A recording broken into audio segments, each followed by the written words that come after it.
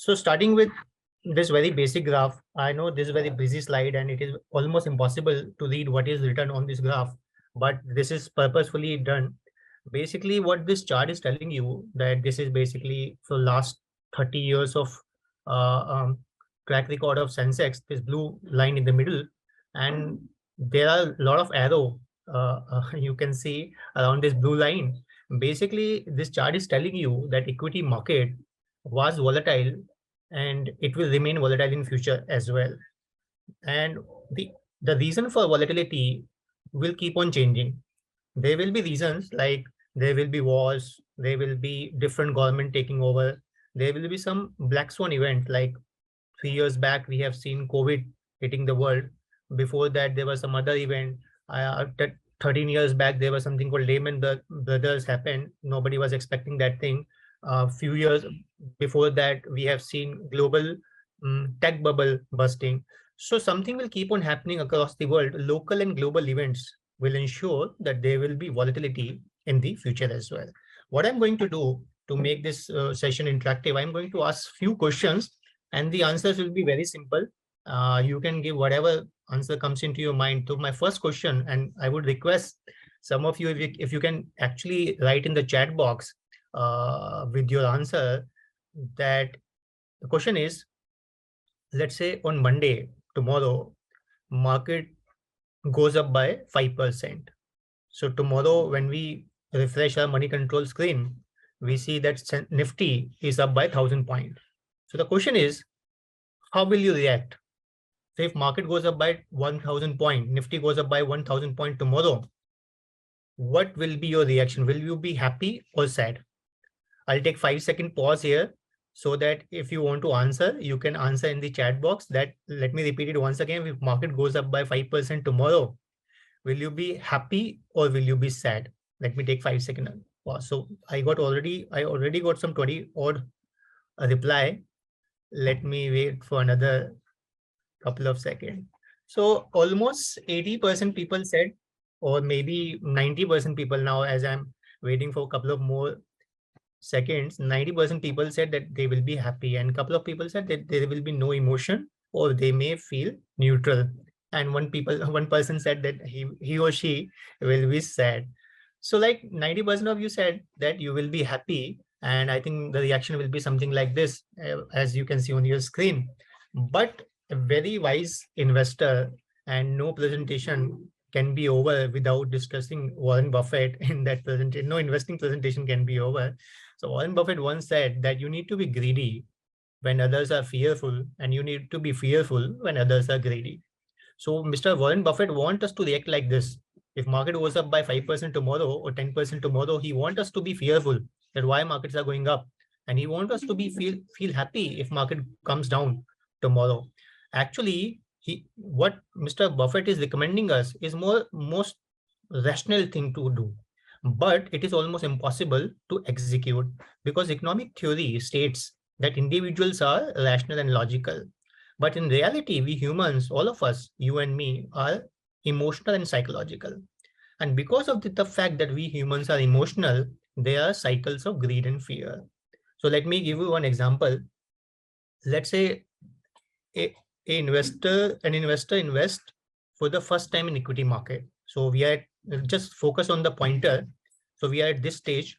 Investor investing at this stage of the market cycle for the first time in equity market. He is typically, let's say in this hypothetical example, is a FD investor. Typically, he used to invest in fixed deposit or something like that, which generate a fixed return. Now, he or she invested for the first time in equity market and market went up. Now, the obvious thing is that he will feel happy. Now, market goes up again. At this stage, in my last 15 years of career and conducting more than now almost 1,000 seminars, I was fortunate enough to meet more than 1 lakh investors and 10,000 distributors and partners and advisors across the country.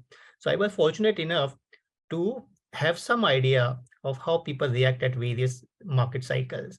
And whatever I'm going to tell you is correct most of the time. It doesn't mean there will not be exception, and there are investors who typically are very rational actually. But for most of us, the reaction is like this. When market goes up by few percentage point for the first time, and every investor feels very excited because for the first time he has seen market going up by 10% in a matter of, let's say, 3 months, hypothetically. When it again goes up by 10%, now our investor become advisor. So I have seen many a time investors become advisor when they see market going up, when they see their portfolio going up, because then the argument is that I have done my own research and I have figured out a fund or a scheme which is even better than the scheme recommended to me by the scheme recommended to me by my advisor. So at this point of time, okay, just give me a moment. Yeah. So at this point of time, investors typically, most of investors become advisor and they believe they can figure out better fund than most of the advisor. Now market goes up by another 10%. At this stage, many investors become fund manager. So from investor to advisor to fund manager, when market goes up by 10%, another 10%. And at this point of time, they make an argument that they have a stock in their portfolio, which is even better than the stock picked by some of the fund managers. And they have a stock in their portfolio, which is not picked by any of the fund managers. And I'm sure 3 months back, you know which stock I'm talking about. Obviously now nobody is proud about having that stock in their portfolio, but 3 months back, everybody was, boasting about that. I have a stock in my portfolio which is up by 100% to 200% in a matter of 6 months or 9 months, and no fund manager except one or two have that stock in the portfolio. But these are the time when you need to be very, very cautious. Okay, this is the time you need to be very, very cautious. Or yeah, somebody rightly messaged me that this is the time when they believe that they have become the Warren Buffett of India, and they start giving recommendation and on Twitter and WhatsApp, etc. But what I have seen that over this time, this is the point of time when most of the money comes to the market. Let me give you one more example, and this is example which is true example. This is not a hypothetical example. Obviously, I cannot tell you the name of the person. He's my close friend, but that friend of mine few years back invested in a cryptocurrency. So just I'm going to ask one question to all of you after I finish the example. So just listen to me carefully.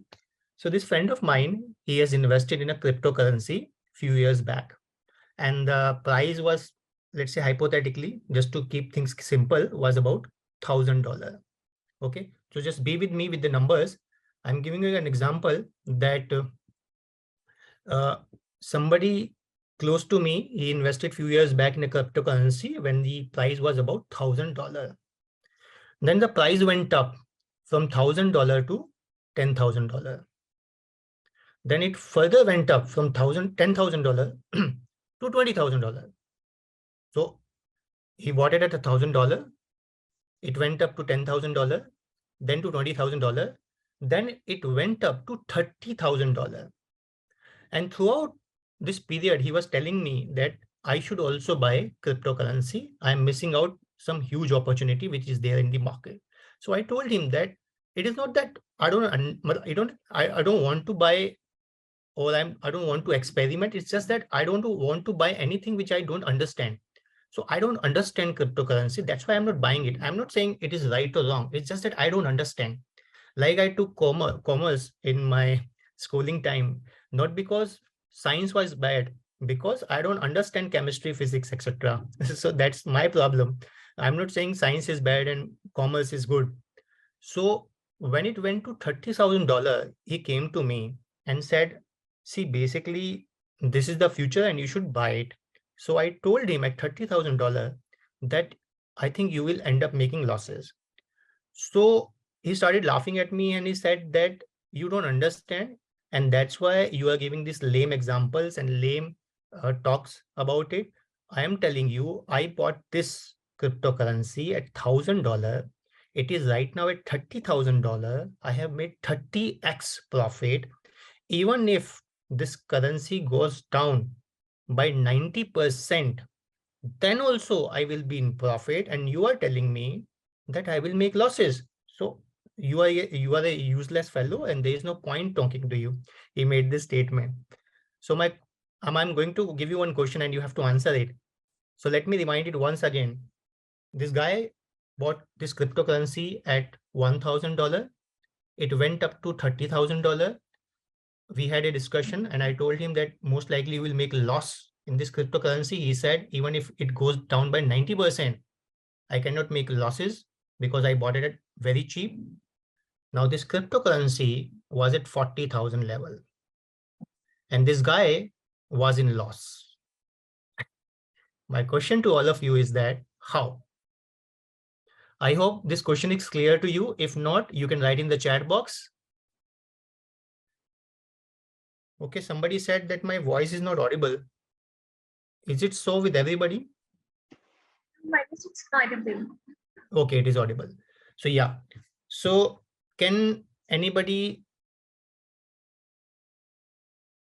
Okay, huh. So if you want me to repeat this question, I can repeat it once again, but can anybody answer it? Okay, some people has answered it. Okay, I'm just waiting.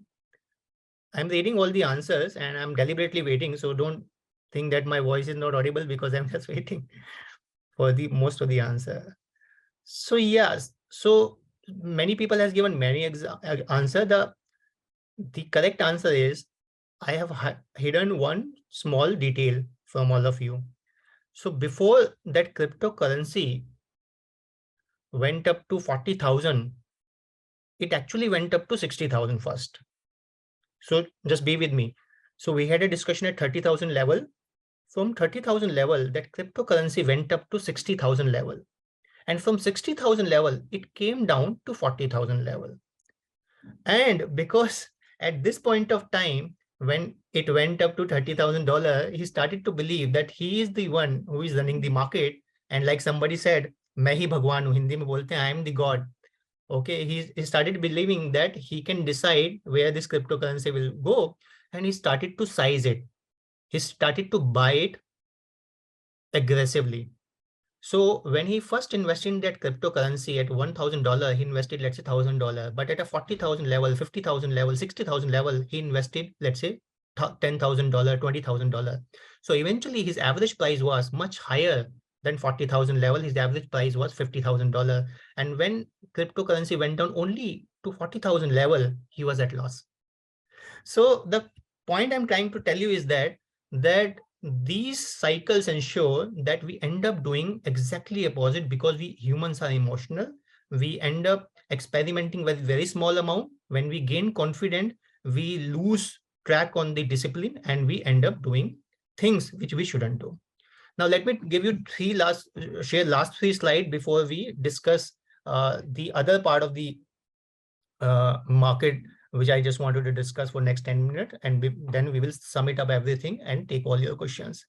So it is often said that investment returns are not equal to investor return. What do I mean by that?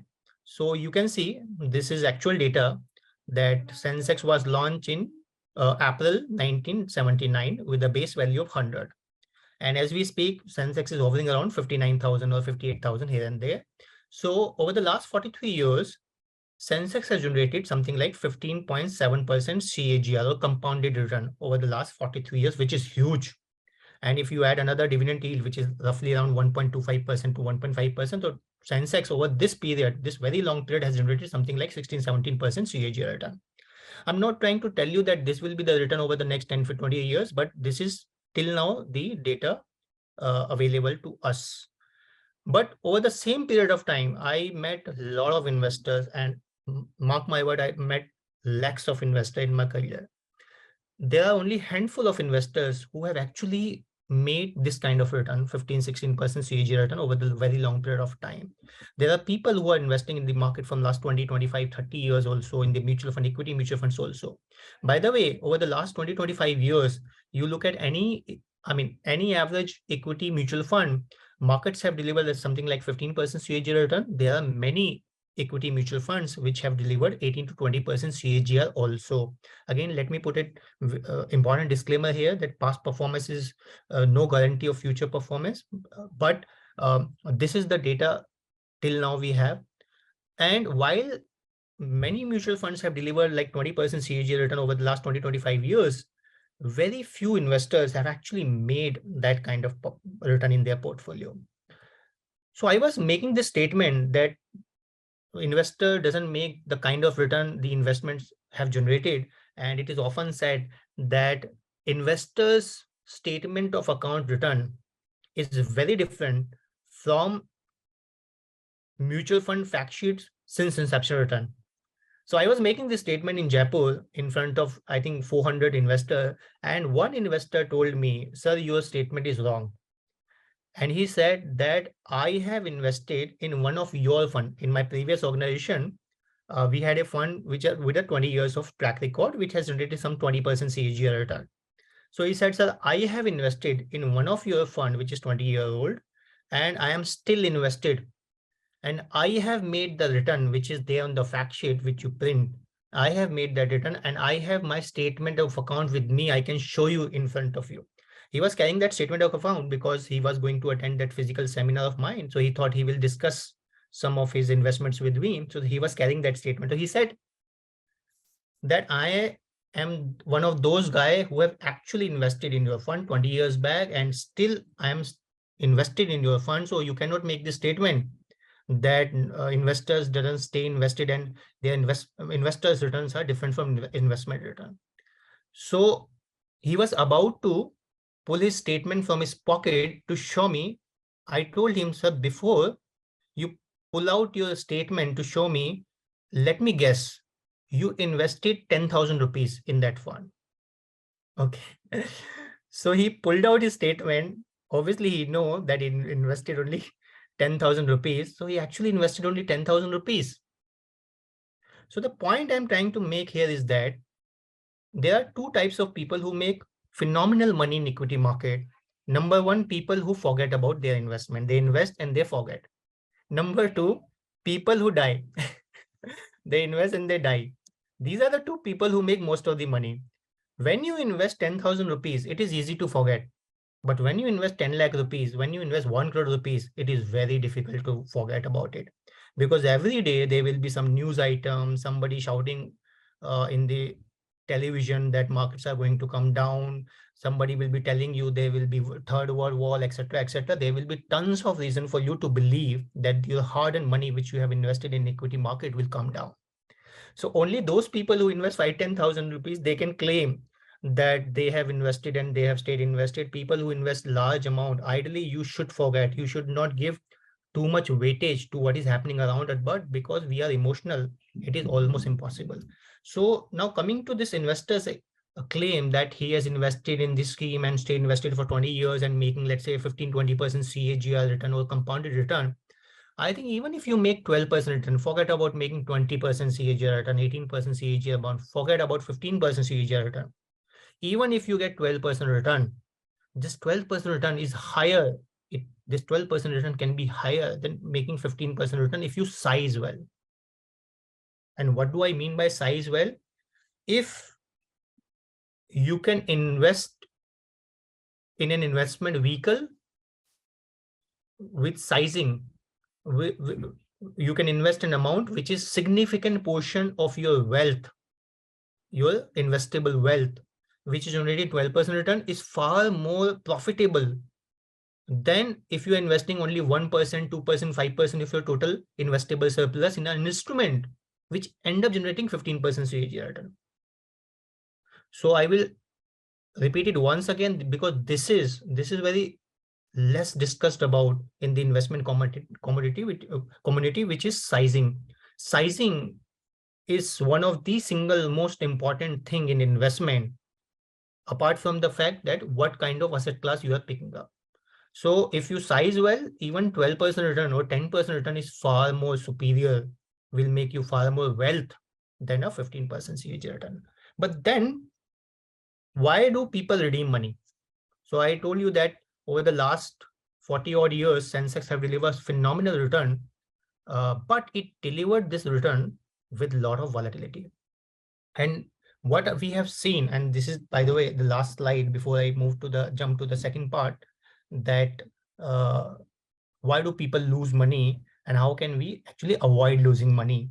and what kind of prospect we see from Indian equity market over the next 10-20 years. I'll discuss that also. So take this simple example.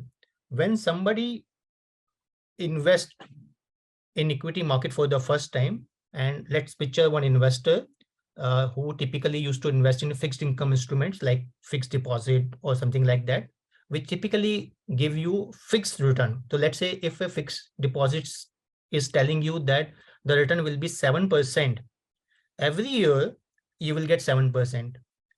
So if you invest in an FD, bank FD, which is promising you 7% return, so every year you will get 7% return.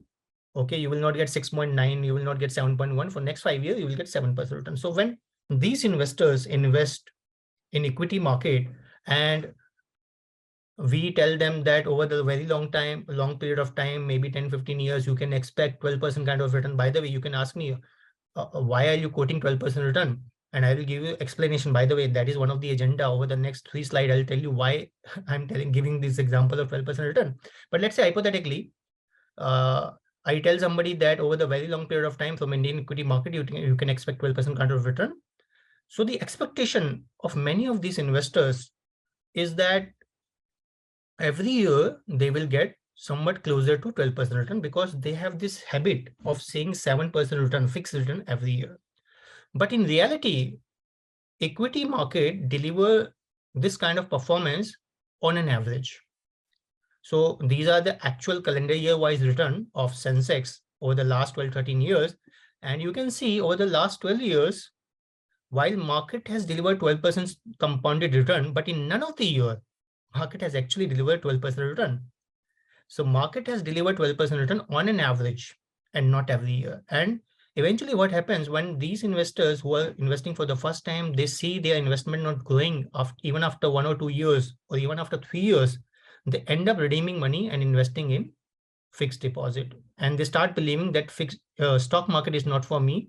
And this is like a casino, and all those kind of statements people make, because they expect return to be very linear.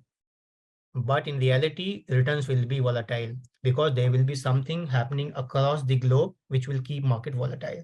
Like over the last couple of years, the most discussed topics are written on the screen: Russia-Ukraine war, crude oil prices shooting up, then cooling down, inflation was at 40 years high, then central bank across the globe was increasing interest rates, and there was a recessionary concern for US economy and some of the European economies as well. Then FIs were redeeming money left, right, and center, and rupee started to depreciate. So all these things are not new, by the way. These discussion, or somewhat closer to, similar discussion will keep on happening. These discussion or somewhat closer discussions were part of the market every time. In last 40 years, there are many wars. In last 40 years, there were many times when crude oil prices went up, inflation went up, interest rates went up, recession took place, etc., etc., etc.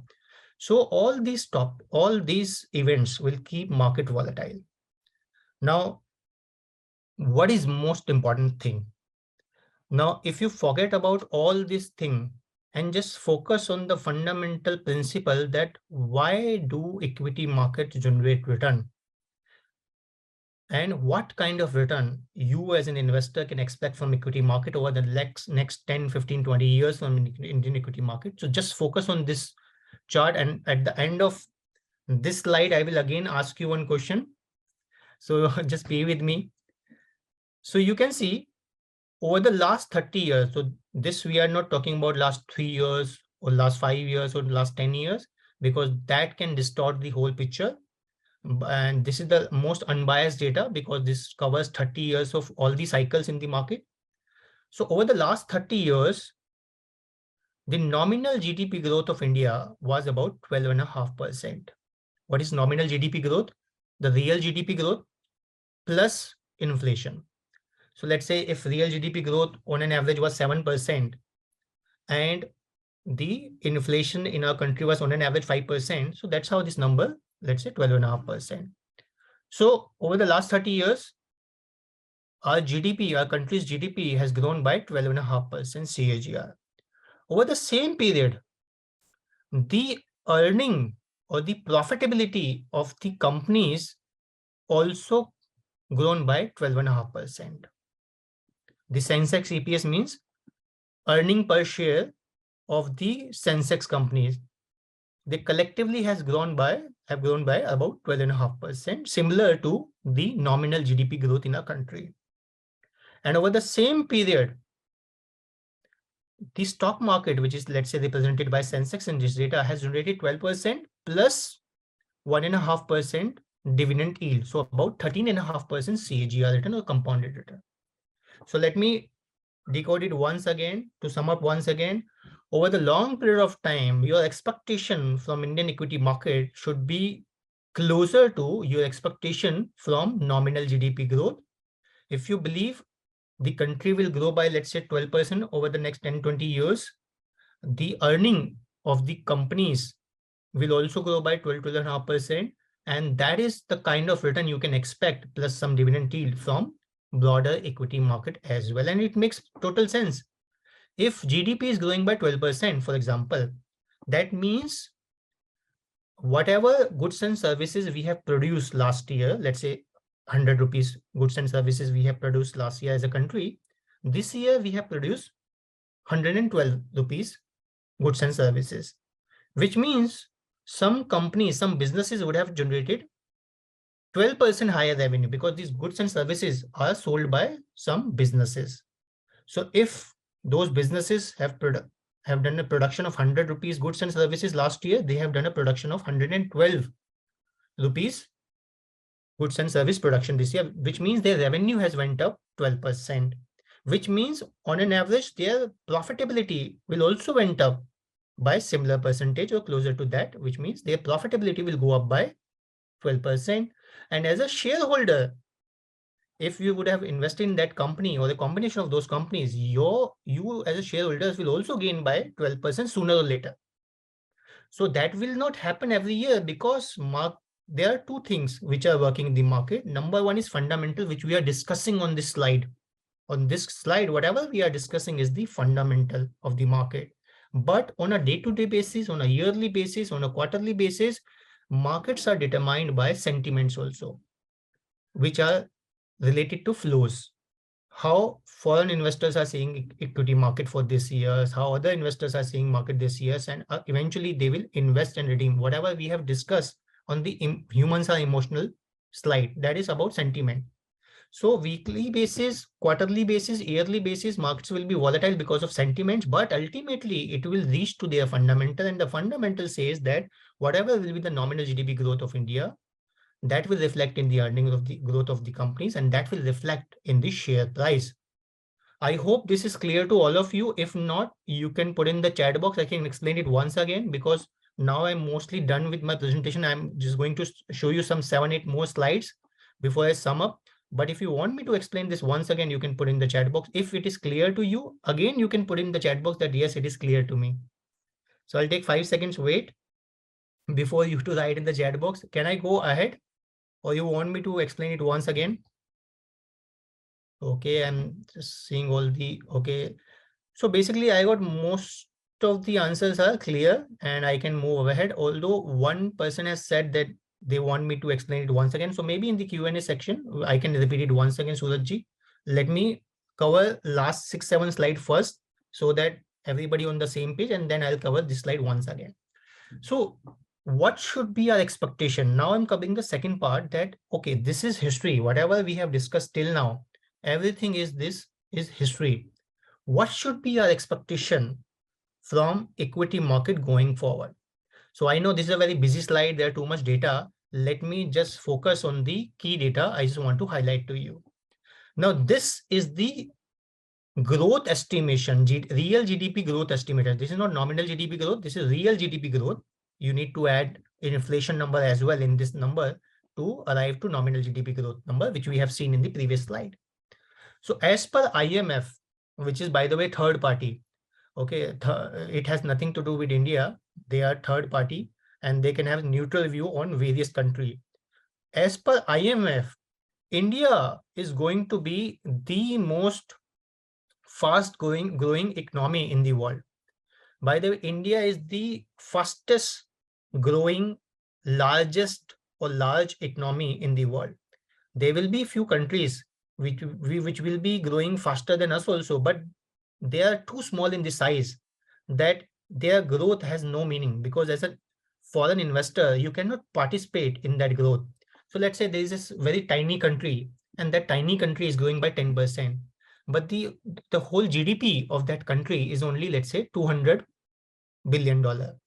Now, as a FII, you want to invest $200 billion or $20 billion in that country because you want to participate in the country's growth. You cannot do it because this country is too tiny that it cannot absorb such flows.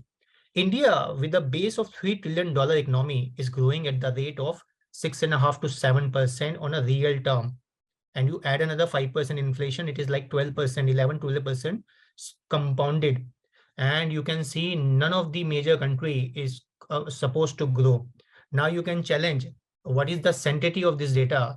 See, basically, if you are very pro, okay, somebody is saying me that I should speak in Hindi plus English. So sorry, but this session is we are conducting this session in English only. Maybe at later stage, some other date, we can conduct this session again only in Hindi. So sir, pardon me for this time, Shadab ji, but this time we have communicated that the presentation will be only in English. So it will be not correct from my part to speak in Hindi right now. Thank you so much for the understanding. So if you are somebody who has a very strong political view and you believe that you are a pro-government person, and so you will say that forget about this 6% number, India will grow by 8% real GDP. Let's say another example, you are somebody who is anti-government. He will say, I don't believe in any of this number and the country is going to basement and this country will grow by only 4%. So we are investors. We can have our own political view, but as an investor, we should not be carried away with our political view. We should, see what others are telling us. The World Bank, the IMF, they have nothing to do with what is happening in our political arena, political background. So they are telling us that India is going to be the fastest growing economy. Our economy is supposed to grow by 6 to 7% CAGR. Now you add inflation to it. What is the inflation expectation? RBI, the central bank of our country, Reserve Bank of India, they are targeting 4 to 6% inflation. That they are targeting 4% inflation. If it goes up to, let's say, 5%, they are comfortable. But if it goes beyond 6%, they don't feel comfortable and they increase interest rate to take it back to less than 6%. So if they are targeting something like 4 to 6%, a 5% assumption is a very reasonable assumption in my view. And hence, if you add the 6-7% real GDP growth plus 5% approximately the inflation number, so India is supposed to grow by 11 to 12% over the next 1 decade or so. And if India's GDP is going to grow by 11-12%, like we have seen in the previous slide, let me go back to that previous slide, that if GDP is supposed to grow by 11-12%, you can expect the earnings of some of these companies will also collectively will also grow by 11-12%. And that is the kind of return you can expect from those collective companies. And within those companies, if you can pick some of the companies which are growing even faster than nominal GDP growth, because this is the aggregate average number. There will be few companies, few efficient companies, which will be growing by 15% CAGR. There will be few companies which will be growing by 9% CAGR. So if you buy the overall index, your return expectation should be around this only, which is 12-13%. But within that, there will be mid-cap segment. Mid-cap companies will grow even faster. And there will be few large-cap companies itself, which will be more efficient than others. So now this, by the way, you must have seen this, heard this many a times. India, which were not there in the top 10 economy during 2000, in 2010, India was the 9th largest economy. In 2020, 6th largest economy in the world. As we speak, India is the 5th largest economy in the world, and it is expected to be the 3rd largest economy of the world by 2030. Now, there will be people who will doubt this number also. They will say, no, India cannot be the 3rd largest country by 2030. So what they essentially telling you that India, they are not doubting whether India will be a 3rd largest or not. They are just doubting whether it will be 2030 or 2031. So it is a matter of when and not a matter of if. Today, people have this doubt whether China will be number one or not. But everybody in the world is convinced that India is going to be the third largest country by 2030. The only people, the entire world is convinced that India is going to be one of the superpower. The only people who are not convinced are we Indians. By the way, most of the Indians, okay, I'm using the word most because they will be believers also, but every time you open the news channel, there will be debate that no, these GDP numbers are not correct, etc., etc. But the only people seems to be in doubt are we Indians. Otherwise, the entire world is convinced that India is going to be the third largest economy in the world. By the way, Warren Buffett once said that I was very lucky to be born in America in 1930s. I want you to just think about this statement. Let me make this statement once again. Once somebody asked Warren Buffett that what is the reason of your wealth, he has given some reasons like I started very early, compounding, etc., etc., etc. I picked good company at reasonable valuation, etc., etc. One of the things he said is, and I want you to listen to this statement very carefully. He said that I was very lucky to be born in America in 1930s. Can anybody guess why he made this statement? Let me take a 5-second pause. Okay, meanwhile you are typing in the chat box, let me reveal you. So Warren Buffett made this statement because in 1930s, I mean, after 1930s, there was a secular growth in USA. And one of the reason Warren Buffett, yeah, somebody guessed it right. Warren Buffett is now Warren Buffett because he was born in 1930s in America. If he would have born in Kenya, okay, if he would have born in Kenya, so today's Warren Buffett would not be today's Warren Buffett, by the way. So Warren Buffett, with all his skill and intellect, if he would have born in Kenya, he would not be Warren Buffett. If Warren Buffett today born in Bangladesh, okay, maybe he won't be able to make the kind of fortune he would have made with all his skill and intellect. So for Warren Buffett to become Warren Buffett, he had to born in America in 1930s. Today, if you look at our Indian economy or Indian stock market, now let's discuss stock market. We are about 30 years behind USA right now, and which is a good thing. Okay, we are very lucky that today India is supposed to grow. It has not already grown. So we are about 30 years behind than USA. Whatever USA has achieved, we are like 30 years behind them, if I have to give you some perspective.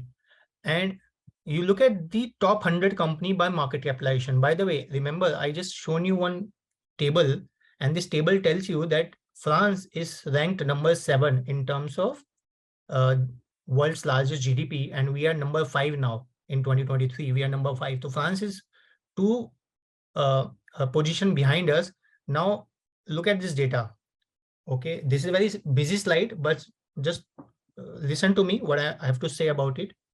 So these are the top 100 companies, the world's top 100 company by market capitalization. So this covers the entire globe, in entire world. Which are those top 100 companies? Let's call them large cap companies of the world, because as per SEBI, the top 100 company of a country, let's say for India, the top 100 company of India are called large cap company. They are called large company. So for world's perspective, the top 100 companies, let's for better discussion, we call the large cap of the world. And you will find there are only 2 companies, 2 Indian companies, which are part of this list. There are 60 companies belonging to USA. There are 11 companies belongs to China. And in fact, France, which is 2 positions below us, has 5 companies in top 100 list, which is not a matter of pride. But this is a great opportunity that even though we are doing so much at economic level, but right now, in terms of our stock market representation in the overall globe, we are very small.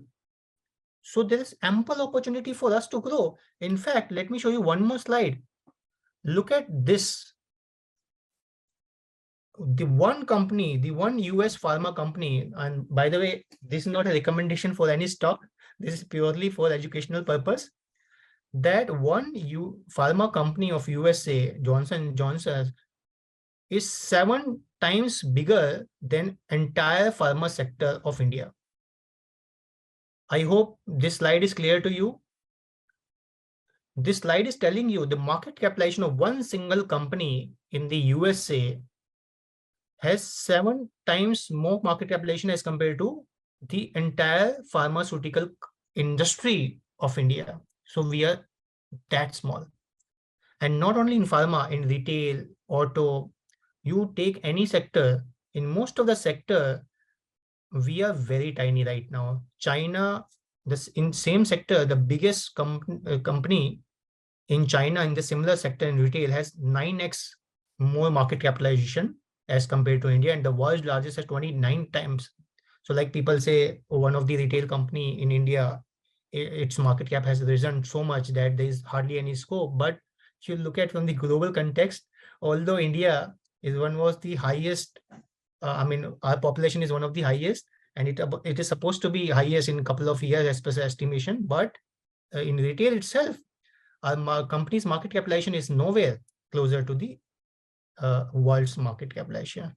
So one last slide before I sum up whatever I have to say and show you last few data points, what you can do, in my opinion, before I take your questions. So we discussed about large cap company. Now you look at Indian mid cap companies. Okay, we discussed that typically mid caps companies are supposed to grow even faster on an aggregate basis. There will be some good company, bad company, but on an aggregate basis, they are supposed to grow faster because they are the emerging challengers, you can say, to the large cap company. Today in India, the largest tire maker company is not a large cap company. So we just discussed that from the global context, even our large cap companies are not large cap. But within India itself, many of the market leaders, like the largest tire maker company is not a large cap company in India itself. The largest AC maker is not a large cap company. The largest hotel chain, the largest quick service restaurant is not a large cap company. So there's immense scope of making money, immense scope of, I mean, there's immense opportunity for us to make money. And the reason why some of these companies are very small is because the per capita income in India is very small. Right now, our per capita income is closer to $2,400. Per capita income, nothing but your GDP number, and you divide it by the population. So right now it is only $2,400, $2,500 as compared to some of the countries in the world which has a market per capita income of 6,000, 8,000, 20,000, $40,000, by the way.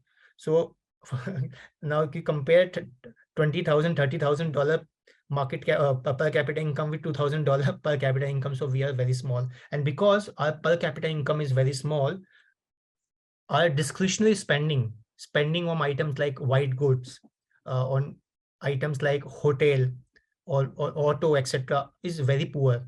So the AC penetration in India is, I think, roughly around 6%. Only 6% of the household in India have AC.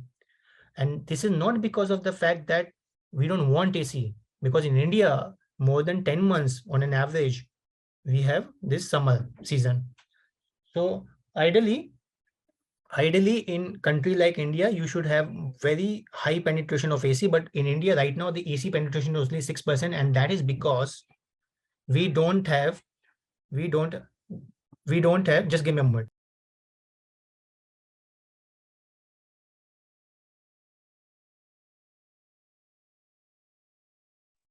Sorry, there was some disturbance. So the AC penetration in India is less because of the fact that our per capita income is less, which is expected to grow very fast. Why? Because our population is growing by, let's say, 2-3%, but GDP is growing by 12%. We just calculated. So it is but obvious our per capita income will grow, and as per capita income grows, people spend on discretionary item. They go on vacation. They like to have uh, uh, dinner at outside some restaurant. They like to buy some fancy vehicle. So like 30 years back, people used to buy, they used to be waiting on Bajaj Chetak scooter. And does anyone remember Bajaj Chetak scooter? Let me wait for your answer in the chat box.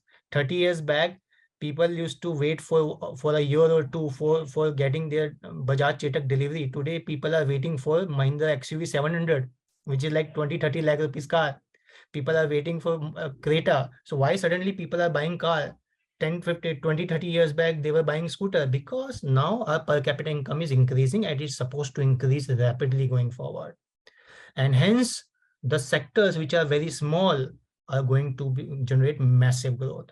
So to sum up, okay, now this is the last slide before I show you some data slide to conclude my session. But see, India is like an upward moving escalator. Let me ask you one final question, and I would request everybody to answer in the chat box, because then we will have a good sample size of answer. Okay, the question is, can you get down from an escalator which is going up? Let me repeat it once again. Can you get down from an escalator which is moving upward? Okay, I'll pause for 5 seconds for you to answer. Yes or no, you can answer in the chat box. Okay, most of the answer, I got some 20 odd answer, 30 now. So actually, yeah, so most of the people said yes and no, but somebody said yes, it is possible, but it is very difficult. So the correct answer is yes, it is possible, but it is difficult. You need to make a lot of effort. You need to do the calculation. So, okay, this escalator is moving at the speed of 5 kilometer. If I want to get down from this escalator, I have to move 6 kilometer at the speed of 6 kilometer per hour. And so at one point of time, I will reach to the bottom I want to reach. So India, now listen to me this very carefully. India is like, Indian economy is like this upward moving escalator. And you need to be very talented and skillful to not to make money from India. अगर आपने सुना नहीं है, तो let me repeat it once again. So India is like this upward moving escalator. You need to make a lot of efforts and you need to be very talented and skillful to not to make money from India. So after 10-15 years, even after 20-15 years of investing in Indian equity market, so if you end up saying that I invested for in Indian equity market and I didn't make money, or I made money which is even lesser than fixed deposit money, that means you have done something very talented, very skillful. You have shown your talent, because if you do nothing, if you just stand on an upward moving escalator, you will reach to first floor. So you have to do nothing. You just have to invest and stay invested. You have to do absolutely nothing. You will be as first floor. You have to be very talented to not make money from Indian market. And one of the talent you can show, and one of the things why people don't make money in an equity market, is that they do everything and or nothing. They have this set formula. Either I will be investing in equity or I will not be investing in equity. Either I will invest 100 rupees in equity or I will withdraw everything based on some conspiracy theory. Like a conspiracy theory, somebody told me, a doctor told me in Bareilly about a year back, when everything was, I mean, this Ukraine-Russia war was happening and markets were down by 15%. He told me, Manuj, you don't know. Markets will go down by another 20%. Okay, this is last example for all of you to think about it. So Nifty corrected from 18,000 level to about 15,300 level. So it has corrected some 15% approximately from the peak. This guy told me that, Manuj, you don't know, markets will be at 10,000 level. So I asked out of curiosity, sir, why do you think market will be at 10,000 level? He said, media is not telling you what is happening and nobody is showing you what is happening, but this war is going to be at a very large scale. Nobody is telling you, but I am telling you, there is something happening which I know, which nobody knows. Media is not telling you, and markets will be at 10,000 level. So my immediate revert to that guy was, sir, I didn't know your surname is Putin. Because nobody knows, media is not telling you, nobody is telling us, then why do you know? You can only know if your surname is Putin. So there will be all this kind of conspiracy theory whenever there will be volatility. By the way, can anybody guess why this guy was expecting market to come down to 10,000 level? Can anybody guess? Let me wait for another 5 seconds for you to answer it in the chat box, or maybe 10 seconds, because you need to write in the chat box why this person believes that markets will be at 10,000 level. Okay, I got some answers. Okay, because okay, all this can be a possibility, but in this particular case, by the way, whatever answers you are giving, these are also possibility.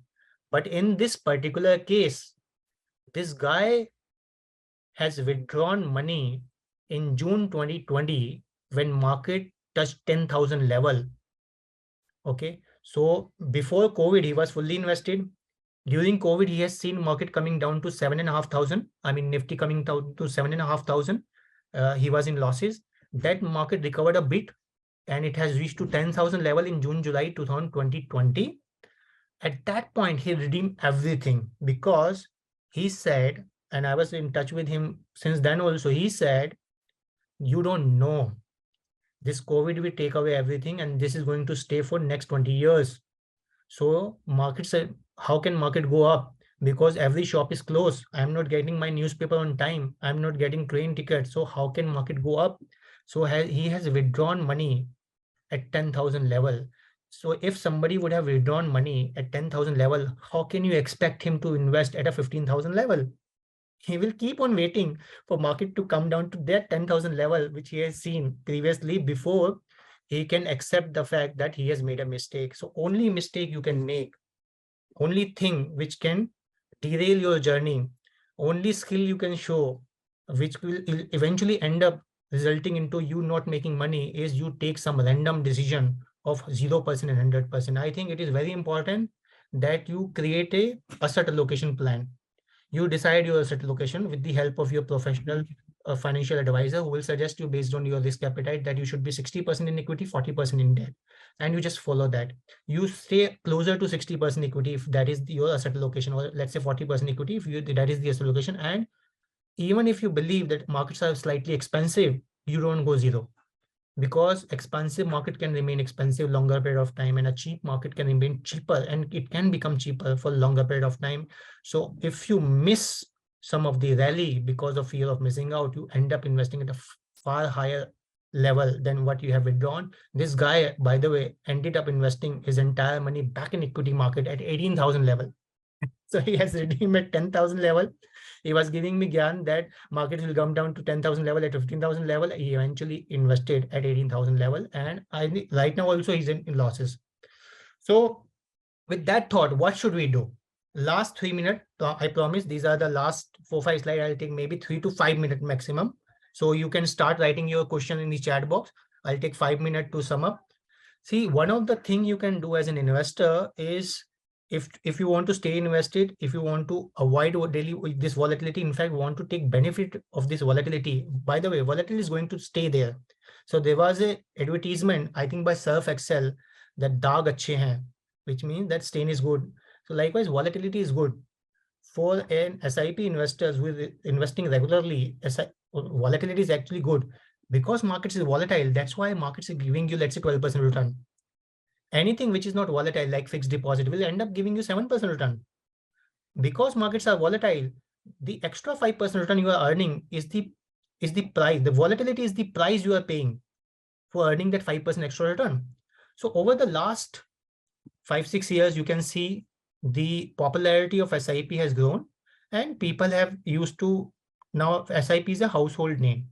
With that, there are many questions. So what I'm going to do over the next 4 minutes or 5 minutes, I'm going to show you 5 last slide, some of the frequently asked questions around SIP, because now what people have started to do, now they have started doing SIP, but within SIP also, they want to show their skill.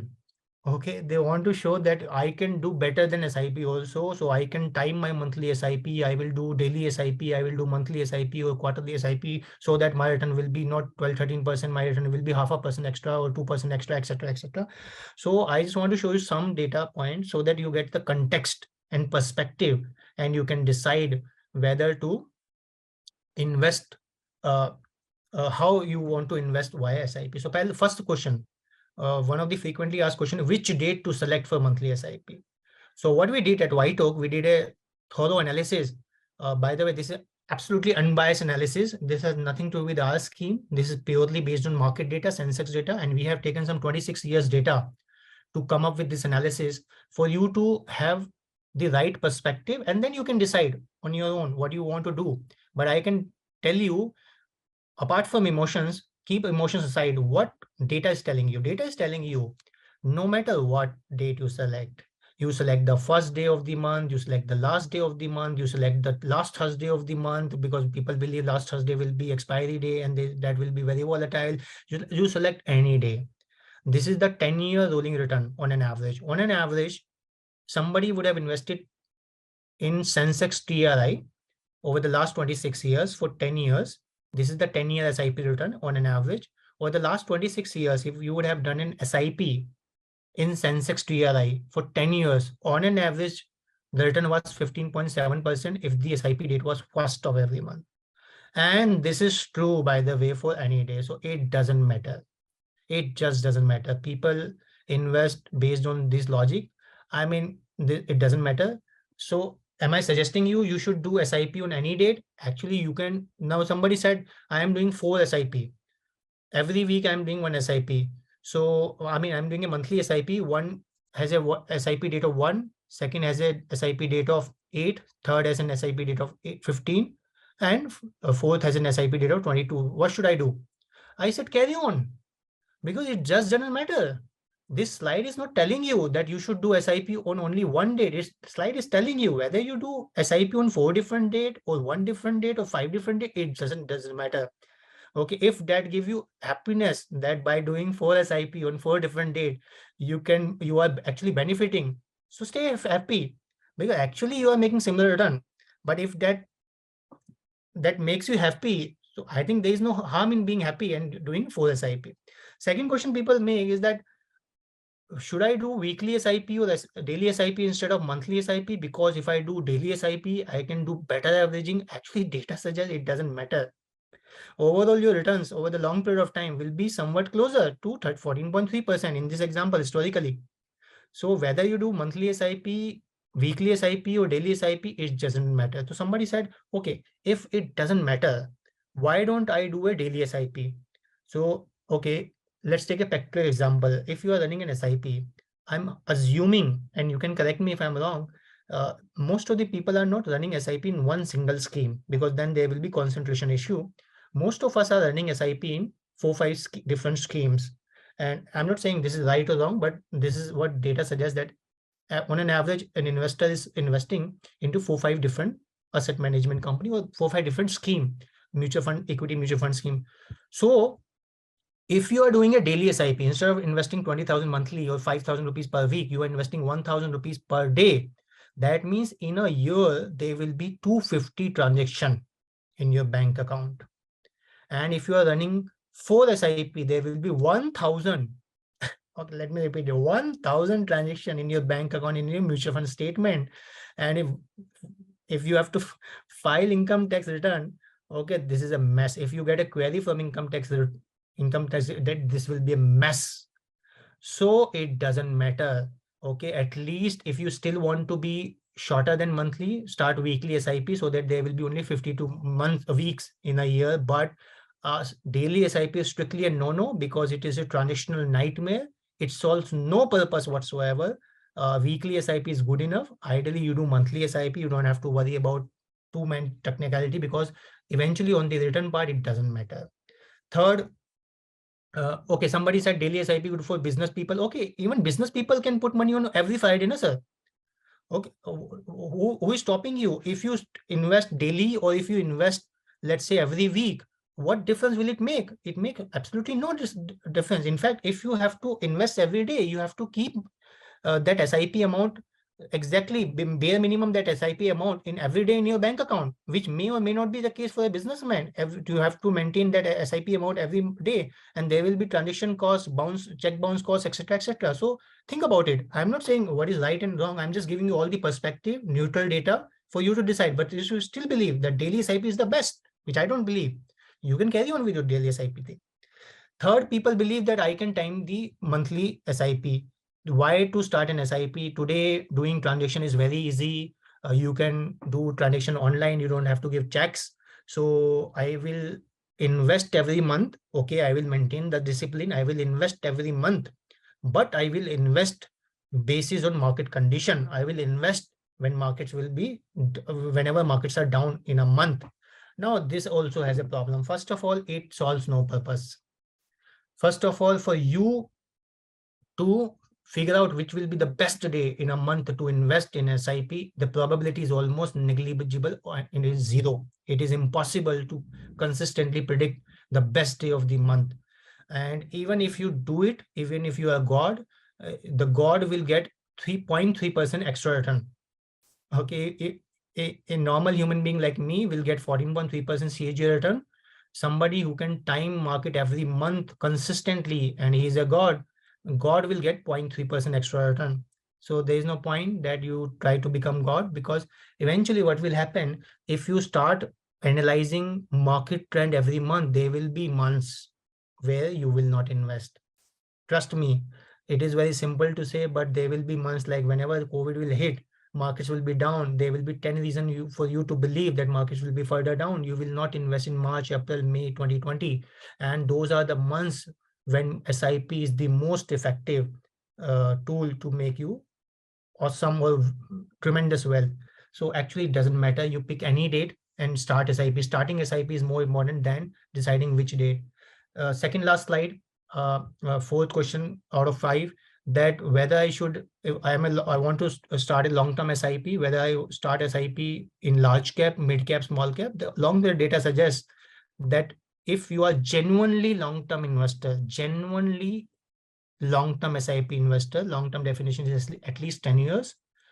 Let me repeat it once again. If you are a genuine long-term investor, yes, mid and small cap segment, specifically mid cap segment, can be one of the good way, a good segment to run your long-term SIP. On an average, you can see the average SIP return, and in fact, the minimum, maximum, and the probability of getting more than 10-12% return is far higher, at least in the historical data, in the case of Nifty 150 mid-cap index. So mid-cap can be a very good option for genuine long-term investors. Last slide, people often ask, oh, what is long-term? Okay, you mentioned long-term thousands of time in your presentation. So what is long-term? So on this slide, we have tried to explain what is long-term. So what we did over the last 26 years, this is rolling data, that if somebody would have done a 3 years SIP, the probability of making positive return in a 3-year SIP is 83%. And probability of making more than double digit or 10% return from a 3-year SIP is only 55%. Another way to look at this data is that there is a 45% probability that even after 3 years of running SIP, your return will be less than 10% return, which you bare minimum expect from equity mutual fund to deliver. And even for 5 years, the probability of making more than 10% return is 71%. Only when you run an SIP for 10, 12, 15 years, the probability of making more than 10% return or 12% return is almost 90, 98% of the time. And in fact, making positive return, when you run a more than 8 years SIP, probability of making positive return is almost 100%. In the case of BSC index, we are talking about mutual fund, as you know, hopefully will be able to do better than Sensex over the long period of time, and you can expect even better result. But look at this data. I think 8-year plus is bare minimum time horizon for you to run SIP. So with that, let me take a pause here. Thank you so much for this patience listening, and I think I've taken more than 1 hour. I initially told you that this session will be of 30 minutes, but I've taken 1 hour already. So let me take a pause here. Thank you so much for staying connected so long. Mutual fund investments are subject to market risks. Read all scheme-related documents carefully.